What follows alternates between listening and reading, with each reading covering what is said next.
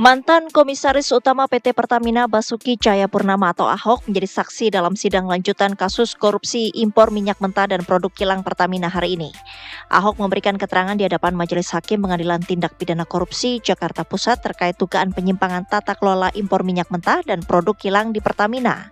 Sebagai mantan Komisaris Utama, Ahok menjelaskan fungsi pengawasan Dewan Komisaris termasuk pengetahuannya atas kebijakan impor, pengadaan serta proses pengambilan keputusan di internal Pertamina. Sedikit Pak, jawabannya gimana Pak? Ada yang dibawa atau ada yang disampaikan nanti? Pak, persiapannya gimana Pak? Iya kan sama kayak kita sampaikan apa yang adanya kan. Apa adanya? Iya, Bawa dokumen khusus gitu nggak Pak? ada di sini. Oh, ada di HP ya Pak? Di Google Drive. Apa yang saya sampaikan di sidang terbuka boleh saudara-saudari kutip, itu aja. Pak, Nggak usah ngomong lagi. benar ada oplosan nggak Pak ternyata? Kan terbukti nggak ada oplosan kan, blending kan. Blending ya Pak ya? Iya. Korupsi 285 triliun benar nggak Pak? Saya juga nggak tahu hitungannya gimana. Jaksa penuntut umum menilai keterangan Ahok penting untuk mengungkap peran para terdakwa dan memperkuat konstruksi dakwaan dalam perkara yang diduga menyebabkan kerugian negara dalam jumlah besar. Di periode saudara saksi menjabat sebagai komisaris utama, ada kondisi banyaknya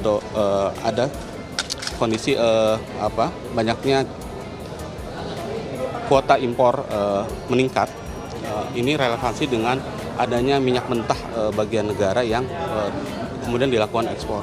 Ini berakibat kebutuhan untuk minyak mentah menjadi tinggi, kemudian dilakukanlah impor minyak mentah, kemudian ada impor BBM juga. Sebelumnya, sejumlah saksi dari internal Pertamina hingga Kementerian ESDM telah dihadirkan untuk mengungkap praktik tata kelola minyak mentah dan produk kilang yang diduga menyimpang dari ketentuan. Dari Jakarta, Zinedine Duhan, Rian Syahrul, TV One mengabarkan. Apa yang terjadi ketika saya tidak jadi gubernur lagi? Semua diubah.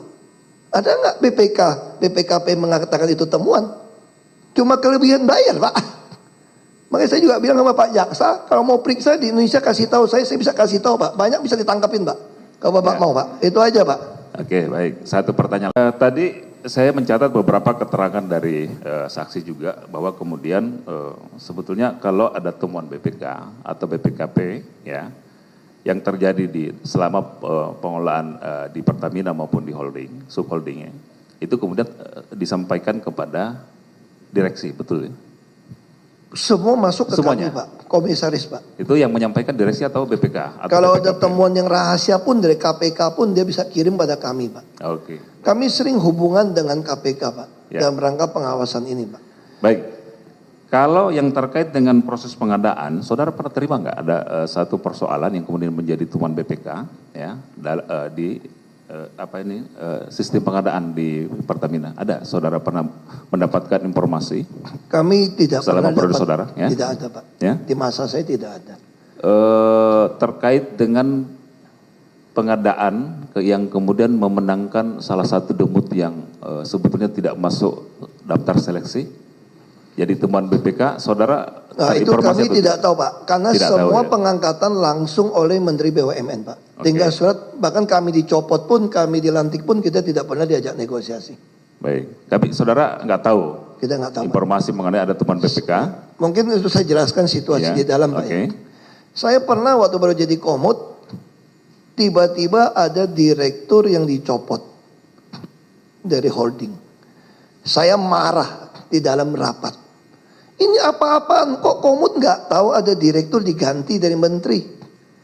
Lalu ada bagian Kolsek, siapa itu Kolsek itu, corporate secretary, dia angkat tangan. Mohon maaf Pak Komut itu nggak berhak untuk menentukan direksi mana diganti mana enggak.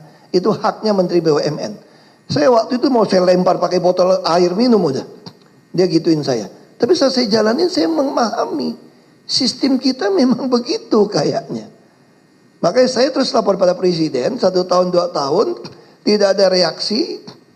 Makanya tahun ketiga saya sudah putuskan. Sebetulnya awal tahun kalau saya mau ngomong, almarhum Pak Kuntoro Mangkusubroto Dia teman baik bapak saya, dia sudah nasihatin saya, dia datang ke Pertamina sama Pak Eri. Basuki, kamu percaya sama saya, nggak ada guna di sini, mending berhenti. Makanya saya berhenti dari komut di PLN katanya, karena semua ada di Menteri BUMN. Tapi saya bilang, Pak, saya mau coba, minimal saya mau perbaiki dari dalam, sampai bisa berhasil membangun cost optimalisasi. Beliau bilang, ya silakan coba. Nah, sampai beliau meninggal, kemudian ya saya udah coba, udah mentok di sini, udah capai harga tertinggi, saya berhenti. Karena nggak ada lagi orang yang boleh melanggar peraturan saya bikin. Kalau mau diperiksa bisa. Untung paling tinggi kok 4,7 miliar dolar. Kenapa nggak mau contoh? Sederhana sebetulnya kalau mau tangkap orang main, saya bilang. Makanya saya bilang, saya lapor ke jaksa. Saya punya rapat, saya kasih pada jaksa.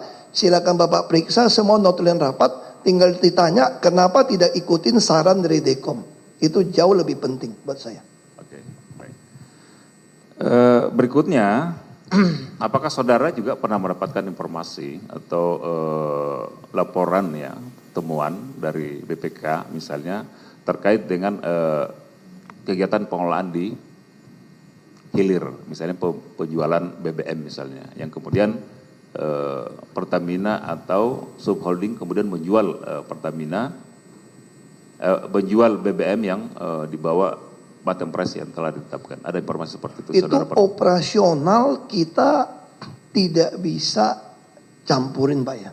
Ya. Dan kalau saya mau jelaskan, di dalam Patria Niaga itu kami sengaja naruh komisaris itu anggota BPKP aktif dan jenderal polisi lulusan terbaik yang pensiunan duduk di sana jadi komisaris. Jadi selama ini mereka tidak pernah melaporkan pada kami ada penyimpangan.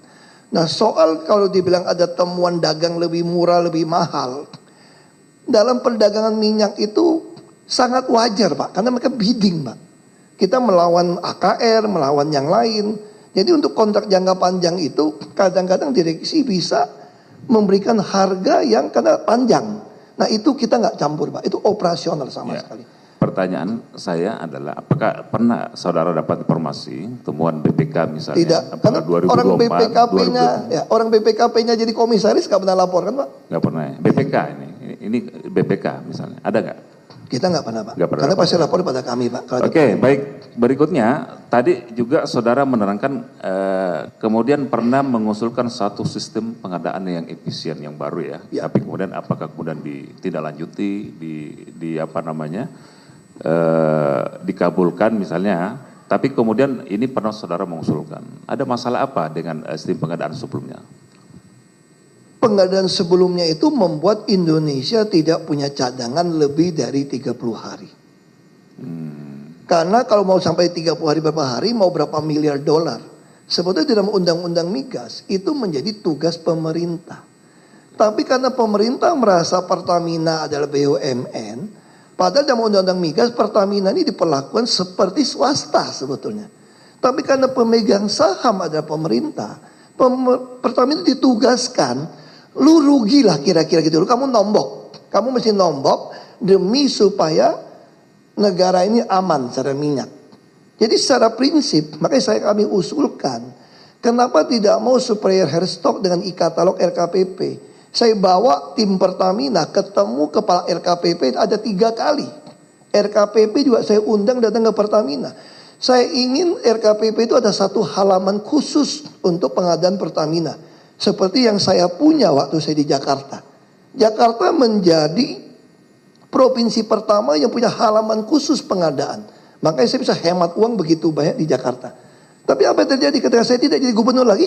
Semua diubah. Ada nggak BPKP mengatakan itu temuan? Cuma kelebihan bayar, Pak. Makanya saya juga bilang sama Pak Jaksa, kalau mau periksa di Indonesia kasih tahu saya bisa kasih tahu, Pak. Banyak bisa ditangkapin, Pak. Kalau Bapak mau, Pak. Itu aja, Pak. Oke.